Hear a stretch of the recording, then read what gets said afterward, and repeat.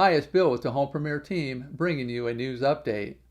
As we're all aware, Ida struck our area pretty hard recently, and although the damage done up north was nothing compared to what they experienced down south. On top of home damage and personal injury, another travesty some people are enduring after the storm is home insurance loopholes. According to Realtor.com, a 2020 survey comparing insurances found that 53% of homeowners mistakenly believe that their homes are covered for floods. Another study found that only 10% of homes in high flood areas are properly covered.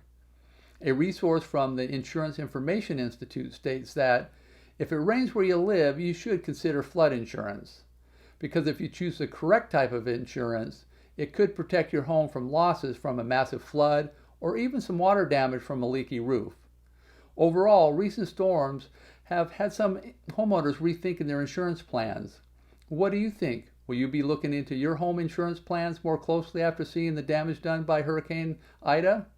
Let us know in the comments and keep an eye out for the next update. Thanks for watching.